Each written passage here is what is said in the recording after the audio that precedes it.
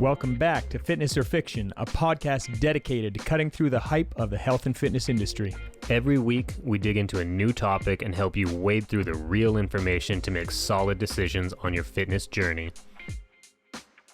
And boom, we're live. Welcome back. Good to see you. You were just talking about sandwiches. Oh, yeah, I'm learning French. And in French, I thought sandwich would be feminine. It's hard figuring out what's masculine and feminine. It's like le sandwich. It's masculine. I don't know how a sandwich is masculine or feminine. I thought a masculine was a sandwich was more feminine to me. It's like a thing of beauty that you got to put together. Yeah, sandwich doesn't really strike me as something strong No. and testosterone filled, unless it's toasted. Yeah. Barbecued sandwich. Anyways, I want to throw a topic on your plate here. We're going to dive into this a little bit. I'd be frustrated, man. What has you frustrated, sir?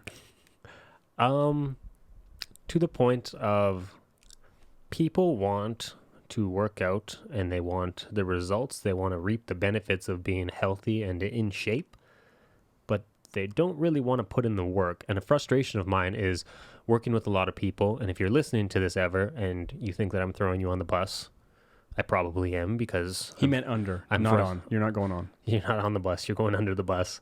Yeah, when people are trying to work out, but all they do is just complain through their entire workout and put in half-ass, mediocre effort.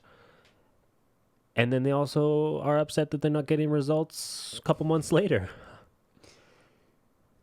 What's your thoughts, Curtis? The frustration is real for me, like real. So the challenge is this, like, you can expect out what you put in. We hear this from people all the time, but the actual execution of that, in my view, the thing that you can be most proud of in exercise is the effort. And like we talk about raising kids, we should be praising the effort more than the skill and whatever else, because that's the thing that makes the difference. Mm-hmm. We lose that somewhere along the way or never gain it. So when somebody comes into a workout with self-loathing, let's call it loathing, whether it's they hate the process or whatever, they've decided they hate it, PS. Mm-hmm. Well, I just hate working out. It's like, okay, well, that's a choice. It is. You could find something that you like about it. You could. And if you did, then your energy would be positive. And if you had positive energy towards it, then you could be proud of what you accomplished. Rather than I just survived something I hate, it could be like, well, today I accomplished. Yeah. And approaching something with a negative outlook, I don't think anybody would try to defend that. I think I'm having a hard time wrapping my head around it because, I think we agreed that people should be exercising and taking care of themselves for the rest of their life. When I speak with certain clients and individuals, they agree with me that, like, yeah, I know I need to exercise for the rest of my life, but then they piss and moan and they complain and they're negative. And I'm like, man, life's really going to suck for you if you're going to have to do this thing that you hate every single day for like until you die. Like, it's kind of like you're setting yourself up for failure. And they're like, yeah, I know, but C'est la vie. C'est la vie, don't care. I'm just gonna like grind my face through the pavement and just try to execute this and get it done. This is bigger than exercise, though. Like, we've talked about exercise and whatever, but it's larger than that, because you can expect the attitude you approach something with to dictate the success or the outcomes from it. Can you not? Mm-hmm. I think people understand that, but I think that we also get stuck in those zones so easily because we've created it to be a negative. How are you going to take a positive from a negative? And I've talked to people about this a lot when it starts coming to limitation. Like, when it comes to something that is a limitation, well, I used to be able to do, is a dangerous phrase. Mm-hmm. Because what we want to see is progress over perfection, right? What about if you get the whole thing twisted and all you can picture is where you're at right now and it's not where you want to be? Yeah. I think that's what we're dealing with. Do you think that's true, or? Maybe in a different scenario to what I'm speaking of. It's not necessarily people saying that they're limited by anything. They just don't want to do what's in front of them. And it has nothing to do with what they were capable of previously. This is just people who are very capable and are honestly like losing, like they're honestly going steps backwards Because, like what we used to say, there was a saying, like, if you're not progressively moving forwards, by default, you're going backwards. Yep. Because time continuously moves forwards. So these are like young, healthy individuals who are, quote unquote, like healthy, but they want more than healthy. They want to be like proud of their physique. They want to be confident in their own skin, but they're just not willing to put in the work. And the work that they do put in, the effort level is minimal. And the attitude is negative too. I can come up with an example that is kind of interesting on this topic. Did you know that when you start training somebody that says, well, I just want to straighten out this pain in this specific area, and this is true of many clients that I've dealt with. Oh, I have pain in the hip, I have pain in the knee, I have pain in the shoulder. I want to get rid of that first and foremost. Most of them, the time where they're going to struggle with their motivation the most is when it stops hurting. Because they don't have the reason to be positive about moving forward anymore. So I'll take somebody who has, for example, a sore hip. And then when they start struggling with motivation, you know when it is? It's not that they're not getting results. Oh, my hip doesn't hurt as much anymore, so I'm struggling with motivation. Yeah. So I actually think this comes down to a motivational issue of misframing.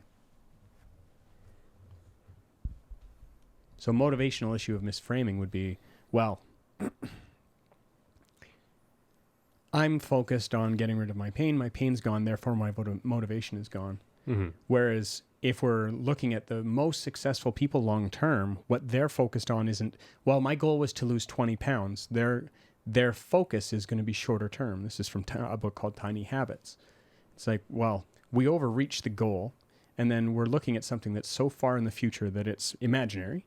So what if we brought that back down and said, well, today I'm going to feel better after I exercise, and that's my focus. It's like, well, my motivation to exercise isn't there. Cool. Well, what if you changed into your clothes? When you change into your clothes to exercise, is that something you can do right now? Yeah, sure. Okay, what if you gave me 1 minute? What's the likelihood you're going to do more than 1 minute? High. So this ends up coming back to just basic psychological principles for me. But it doesn't make it any less frustrating.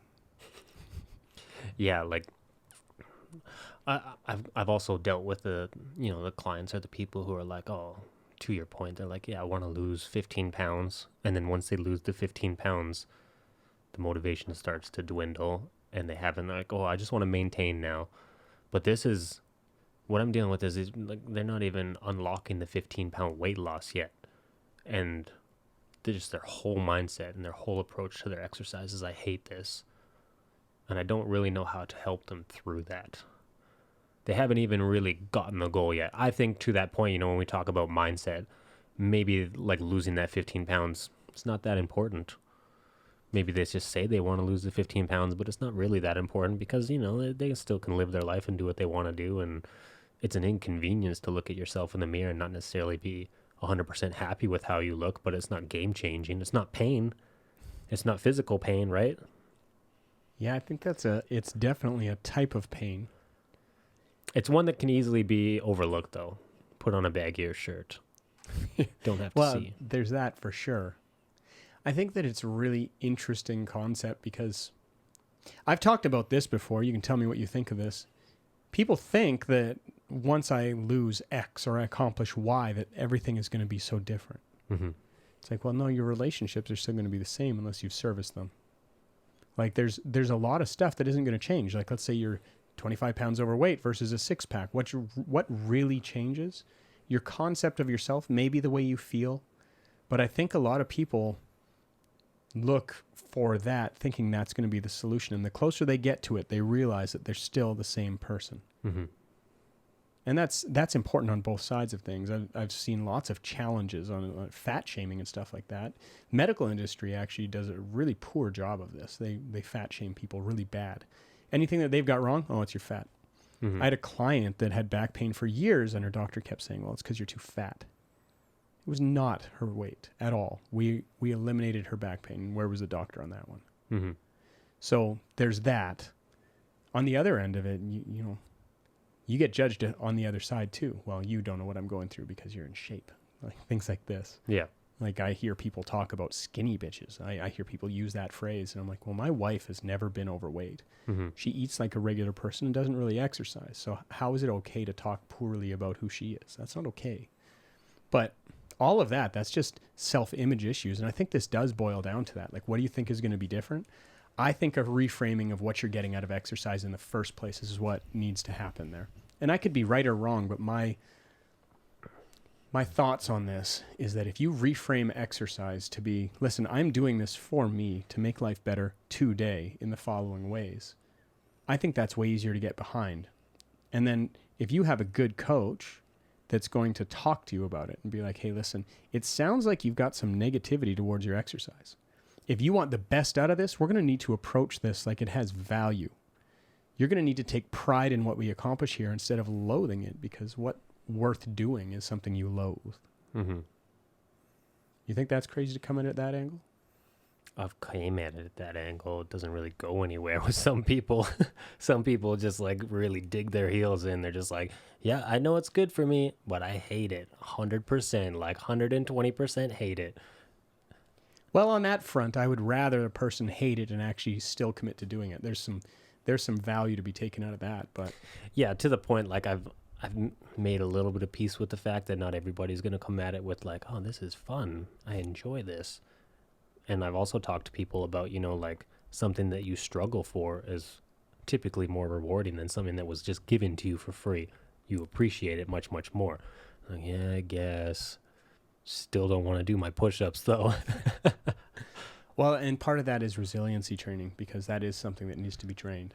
I had a client send me a message online and say, well, how come some people will push for that extra rep and some people won't? And it comes down to the mental focus aspect of resilience. And that is something that you can train, but to get yourself to do things that are uncomfortable takes a while. And some of my biggest success scenarios, like my client Steph, she hated exercise. My client Garrett, he's like, I'm not an exercise guy, I hate it. But then once they walked through it for a while, even though they loathed it, they're to the point now where they're like, no, I like this. It's doing good things for me. I have pride in what I can do. And my whole view on it has shifted. That's when I think there's big wins. Mm-hmm. The challenge is, though, the frustration of it is you're not always going to get that. Yeah, the mental chatter while you exercise. That's also another good point of something that I tell people a lot when they're like, oh, I hate push-ups. Oh, like they struggle with push-ups. The push-ups are challenging for them. But I tell them, like, what if 3 months from now, the push-ups all of a sudden, like 3 sets of 10 it's easy? Think you're going to hate it as much?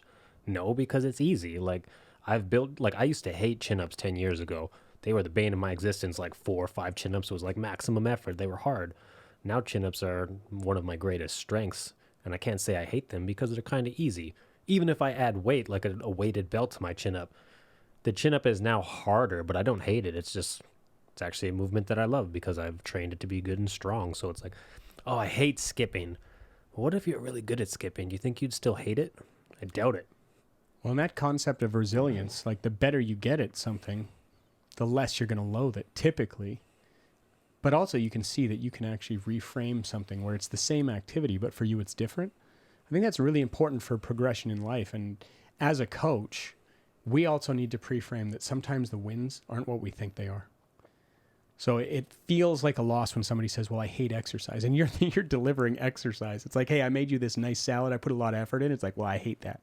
That's what it feels like. I hate this salad. Yeah. That's what it feels like as a coach. You're like, oh, yeah, I love salads. And your client's like, yeah, well, I hate it. It's like, oh, dang. So, but sometimes the win is just that they're getting it done.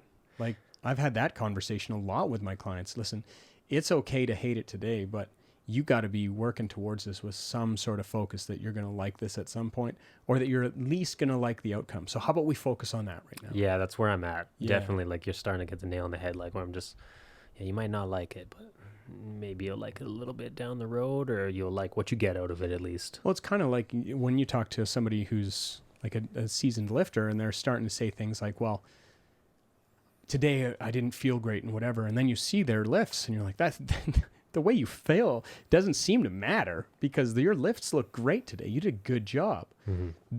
I've said often that those lifts that are a little bit harder and you can still soldier through and make it look good are more valuable. Mm-hmm. So I think sometimes as a coach, you just need to reframe and be like, well, listen, they might hate it, but they're here, they did it, and they gave it a solid effort.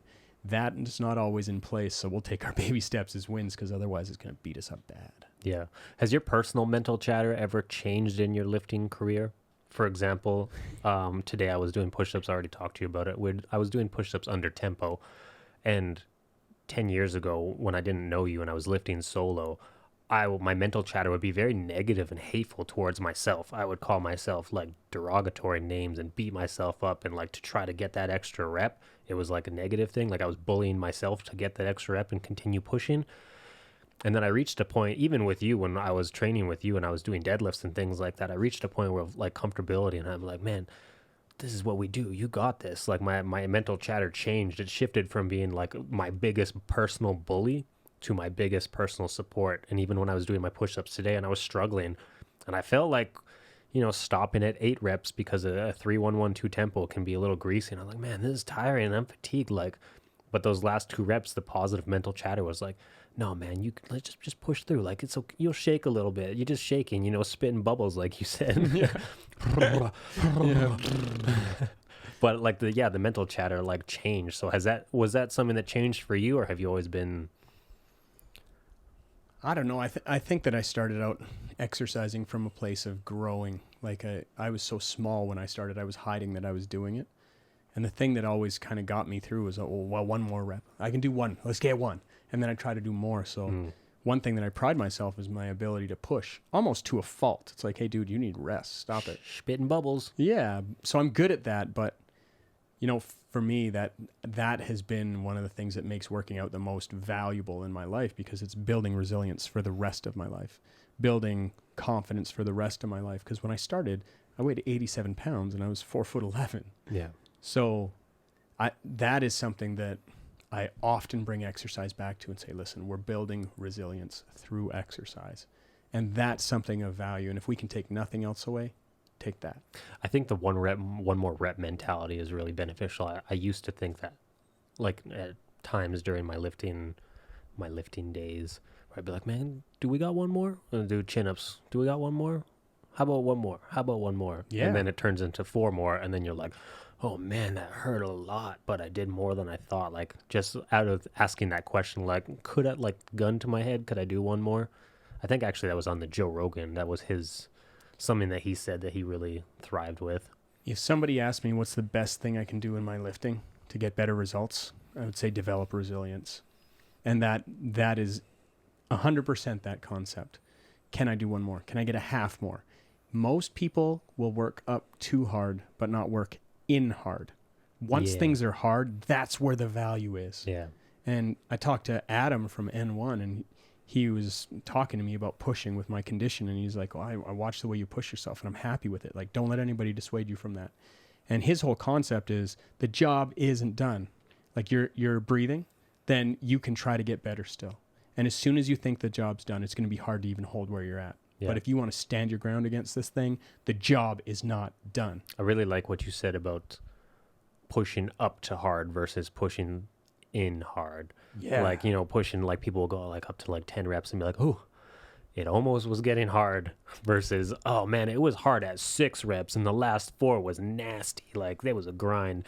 Intensity, like I was doing some research where they were talking about junk volume, where like, most people go in the gym, they're going to hit like 15 sets of chest or 20 sets of chest, where if you do, I think the magic number was like 6. They're like, after 6, it starts to become diminishing returns on average. But they're like, man, if you hit 6 super high intensity sets, that's better than doing 20 shitty, mediocre sets. And that is the key. It is totally finding time under significant tension and times of focus. That's specifically to building muscle. If you want to build muscle, intensity, 6 sets of intensity is going to be better than 20 sets of volume. Yeah, but I would say in any type of exercise, the better focus that you can get, the better that you can get the stimulus you're looking for, the better results you're going to get. So what if we just pre-framed this whole thing and said, well, when it comes to getting in your workouts, what if you gave that workout everything that you had? And let's say you hate it. Fine, hate it. But what if you gave it everything you had and that was the worst part of your day? I like this. Everything else in your day Was is better. Yeah.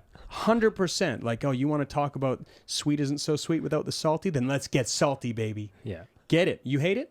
Hate it more. Get it. Yeah. Work harder. Fine. You want to hate it? Hate it. Get it done. Put all your hatred into the energy. Yeah. We're going to pour all that hatred into one ring. That's a good finish in. We're not making Lord of the Rings. I know you just watched it all.